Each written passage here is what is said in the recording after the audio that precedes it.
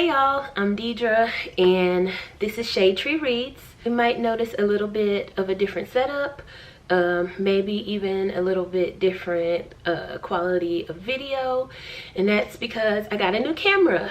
And the video that you're about to see was really just supposed to be me playing around with the camera after I had fully charged the battery, but I end up talking about all my library books and audiobooks and ebooks that I have checked out.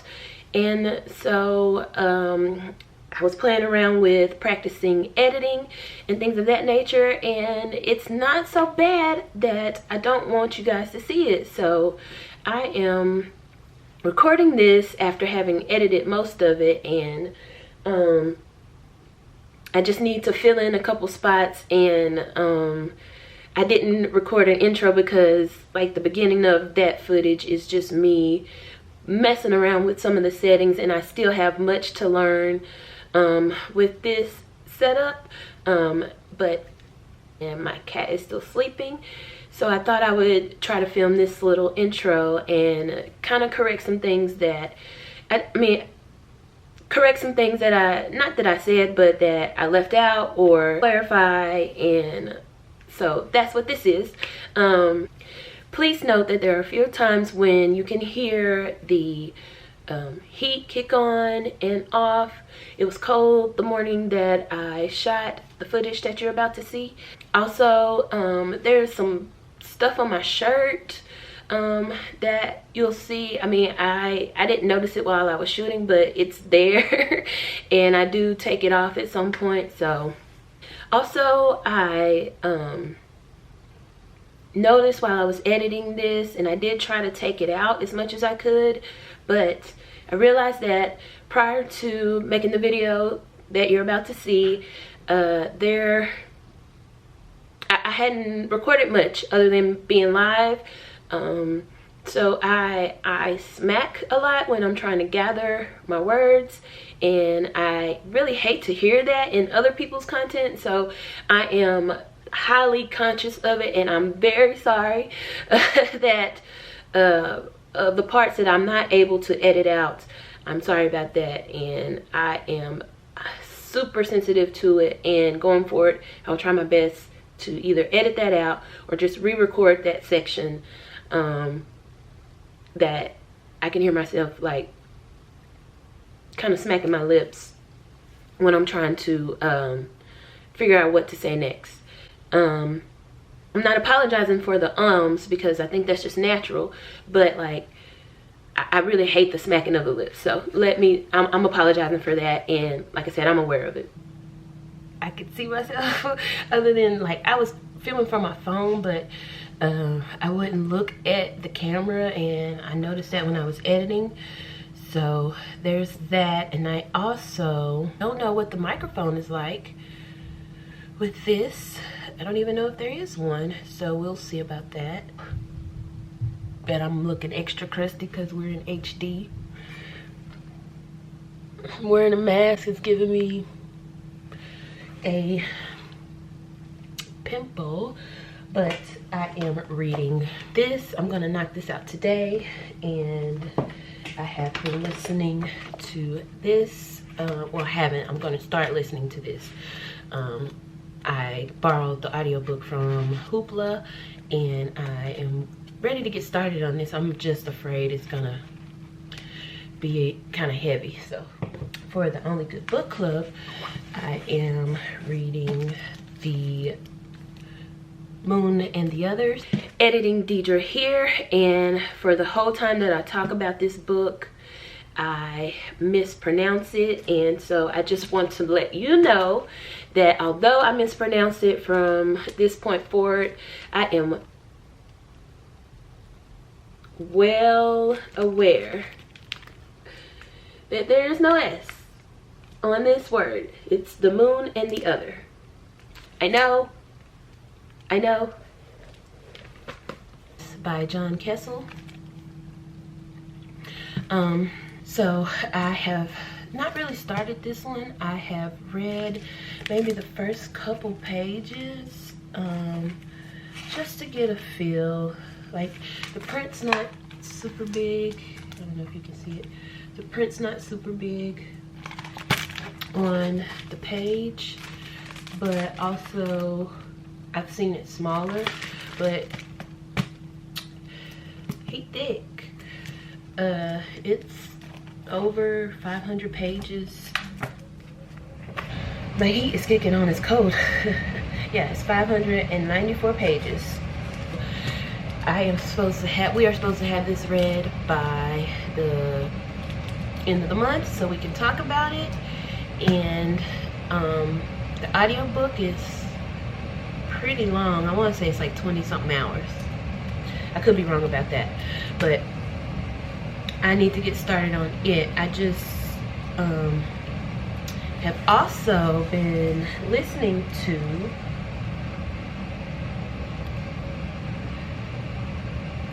The Lost Hero. I don't know if you could even see that. I've been really enjoying this whole series, and just the Percy Jackson, The Last Olympian, I believe is what that series was called. And this one is The Heroes of Olympus. And it's just fun. Rick's writing is fun. The different representation is a good time. Let me see if I can get to the details of this book, like when it was published and things of that nature. There's some things that just, I'm not gonna say it didn't age well, but it was a product of the time, and so it's a little cringy, but I am enjoying it nonetheless. And I try to just take that into, you know, a little perspective. Heat kicking on. What else? Let's see what I am reading on Hoopla. I believe I was reading The Low Woods by Carmen Maria Machado, and Danny and Tamara Bonvillain, but I have to re-borrow it because I didn't finish it. I had 21 days and I still didn't finish it.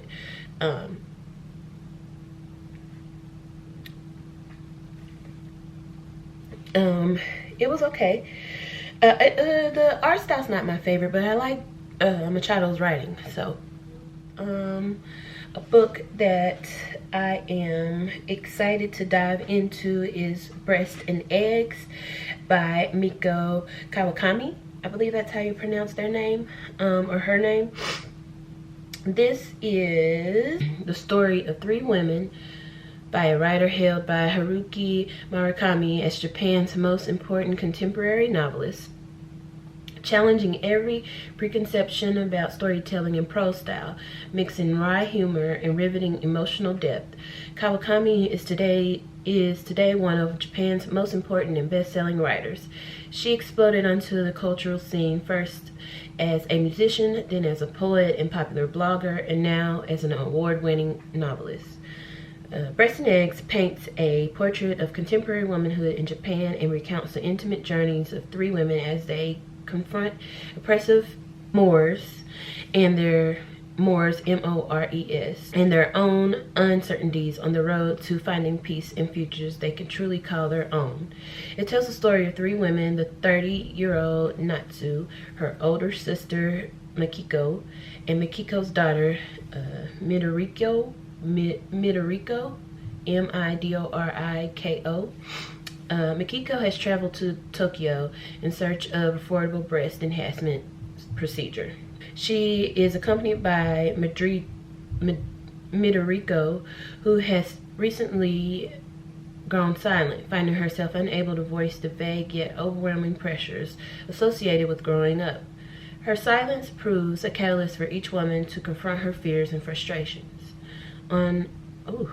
Child, I'm not finna read all this. Oh, I just got one more paragraph though of the synopsis. On another hot summer's day, 10 years later, Natsu, on a journey back to her native city, struggles with her own indeterminate identity as she confronts anxieties about growing old, alone, and childless. We'll see. I had this recommended to me by a friend, and I really trust her judgment, so I am excited to get into that. I also am about 25% into a romance novel by J.C. Lee called Off Limits Attraction. It is the third book in a series, if I'm not mistaken.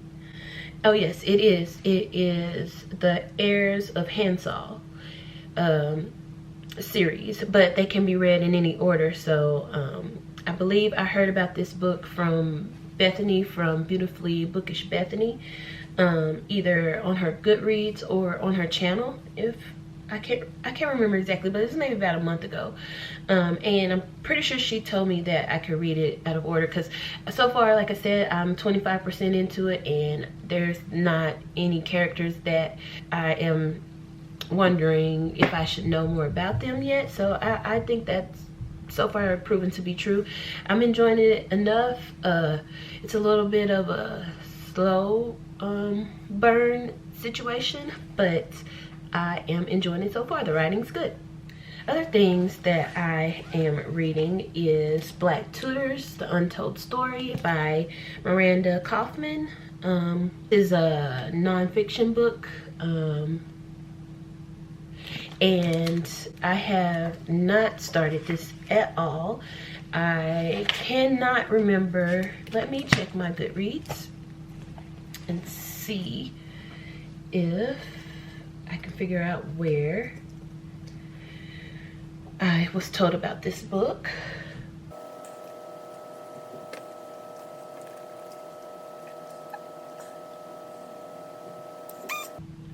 Doesn't look like anybody I know has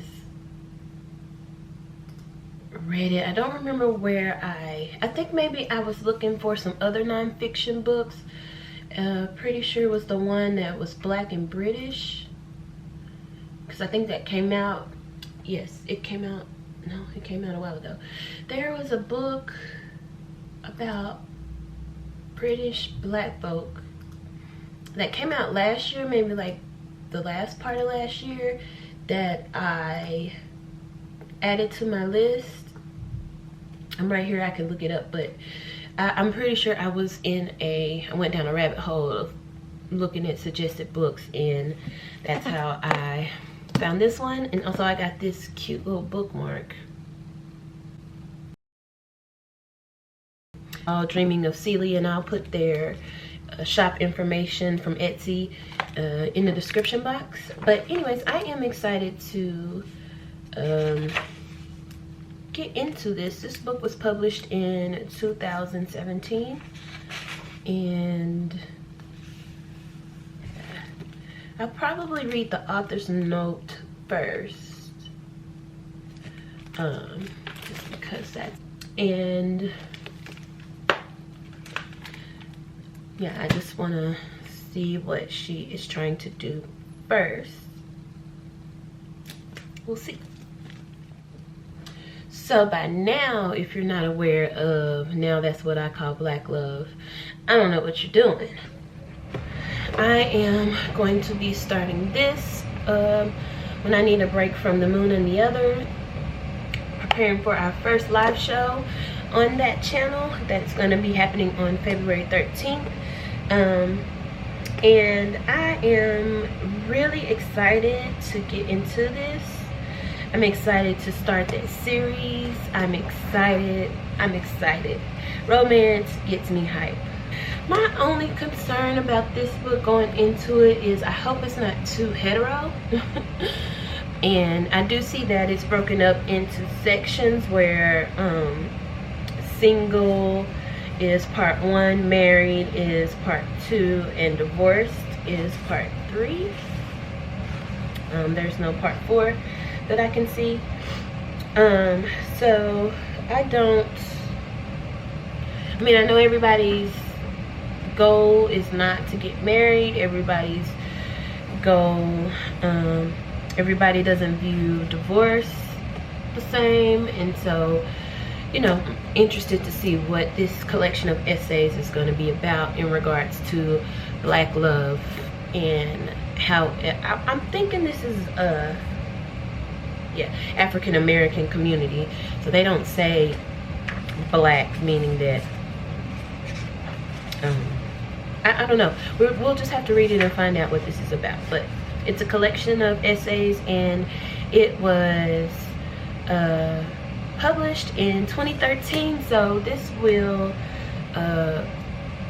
fulfill one of the prompts for the Black Prose Black Reading Challenge, and I will put that card in the description box. So that's the only one I can remember. The only challenge I can remember off the top of my head. So I realized that I didn't spend any time telling you about who the Black Prose Club is and what they're about. I apologize for that. I was just really spitballing, like I said, when I was making this video. It wasn't even supposed to be something that I put out on my channel, but I don't mind. I like it, so here we are. So the Black Prose Club is hosting a challenge this year, 2021, and they are Oshile from Oshi Reads, Brittany from Melanin Eclectic, and Troy Nicole from Bookish Wallflower, and they have a bingo card that has, it's a 5x5 bingo card with a whole bunch of challenges, and I will put the card on the screen. This challenge starts on the 1st of February.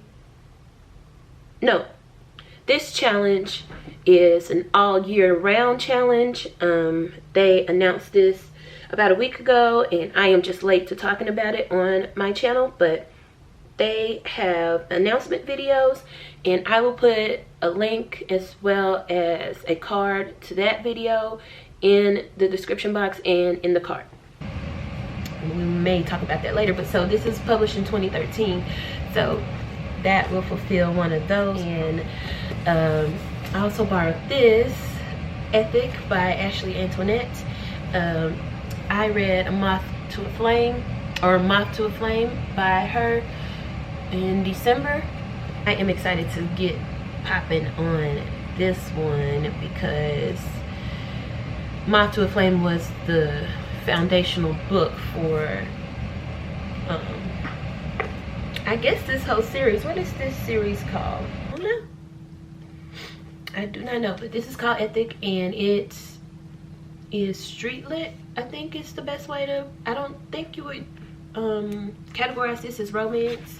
Let me see. Yeah, so this was published 2018.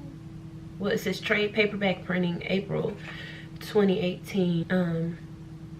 So yeah, I think they're,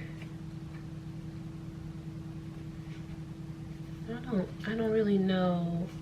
I'll have to do some research and figure out if this book is considered self-published or if they're an independent publisher. I'll have to figure that out. I have checked this out and I'm excited to get into it. This one is Choices, and this is a book that I am a patron of Ashley at Bookish Realm. I know y'all know her. If you don't, you need to go check her out. She and I are doing the Now That's What I Call Black Love series together, and also I am a patron of hers on Patreon, and I got recommendations November of last year, and this is one of the books that was on my recommendations list. I have not started it. I've had it checked out for a little while, which shame on me, but this is a romance if I'm not mistaken, and it was published in 2011 by, it says, is that Urban Renaissance? Yeah, Urban Renaissance Books. So we're hyped for this. Everybody Knows What Grown by Tiffany D. Jackson. It came out last year. Yeah, came out last year.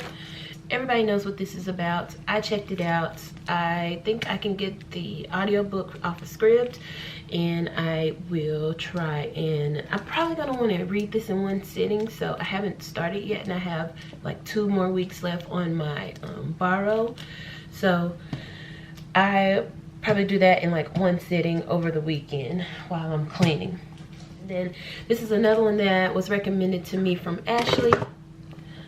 It may be a middle grade, but this is Masterminds by Gordon Corman. I have read the synopsis of this book, but I don't remember what it's about. I think it's about superheroes and kids with superpowers. There's a family in superhero garb right there, so kind of hype about this. And this is another one that I think I will want to just devour in one sitting. Oh, somebody damaged this page, and I hope they don't charge me for that. I did not do that.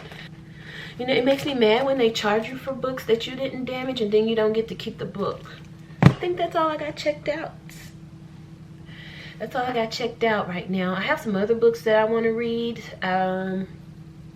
in January, but and they're really short. I should be able to get to them, but there's a chance that I won't because I have some thick ones already. So Mapping the Interior is by Stephen Graham Jones. It's a short horror novella. It's by Tor.com, or published by Tor.com. Walking through his own house at night, a 15-year-old thinks he sees a person in full Blackfeet regalia step through a doorway. Instead of the people who could be there, his mother or his brother, the figure reminds him of his long-gone father who died mysteriously before his family left the reservation. When he follows it, he discovers his house is bigger and deeper than he knew. I've heard Stephen talk about this book in a few interviews, whether it was an interview about the Only Good Indians or just an author interview, and I am very interested in picking this up, like getting to it. Like, look how long of a list Stephen Graham Jones has, a backlist of just stories that I need to read, and I am just excited to get into. I love his writing. This one I got back in, I bought it in June after watching a panel on the Juneteenth Book Fest that L. McKinney put on. I think I only watched 1 or 2 of those panels, but and I don't even remember what this panel was about, but I was really interested in what Roya was saying, and I need to read more poetry, so I decided that I would pick up her book of poems, and cover is pretty dope. Like, I'm into collages. This was published in, oh man, I'm gonna love this. Oh, it was published last year. So I'm excited to get to this. It shouldn't take me very long, but sometimes poems and poetry collections can like really really hit you, or take you a while to get through, if you're trying to understand what the author is trying to convey. I have a bit of, I wouldn't say a problem, but like, I just don't know how to read poetry, and my friend recommended that you read poetry out loud or try to find a reading from the author of the poem that you're trying to read, just so when you get it from the author, if the author is performing it, they put the emphasis and have the cadence that they intend, which can change the meaning when you're reading it, you know, just on your own physically or out loud. You don't know exactly where they intend for the emphasis or the rhythm to be necessarily. It may become clear. Sometimes it's a little easier to get that from the author, and then go forward from there. Read it on your own after you've got the rhythm and the beat from the author, if that makes any sense at all. So we'll see how long it takes me to get to this. I'm excited for it. It's Roya Marsh, and they are a Bronx native. And yeah, they have another poetry collection called The Breakbeat Poems Volume 2, Black Girl Magic, from 2018. Hi. I didn't film an outro for this video. Like I said, it wasn't supposed to be, it was just supposed to be a practice thing. But I am glad that it turned out the way it did. Thank you for watching. If you made it this far, please hit that notification bell if you are a subscriber of mine, and consider subscribing. I promise you I will have more content for you to enjoy, but I do have quite a few videos already up for you guys to look at and just kind of get a feel for what I'm about. But I have so many plans. I have the setup that I want. I also have a mic that I've had for a while, but I just need to get the proper cord because I've had it for a while, so the USB is a little outdated, but I should be able to be up and running with that pretty soon. If not, I'll just get another one, probably a cheap one again, but I'll get another mic because this one, the one that comes with the camera, is not so bad. I like crisp audio quality in my videos that I watch, so I'm sure other people appreciate it in my content. So that is coming. Just hang in there with me. So thank you for watching. I hope to see you back soon. I hope to see you in the comments. If you just want to put a book emoji, that'd be great. If you can't think of anything else to say, and wear your sunscreen. We'll see you next time.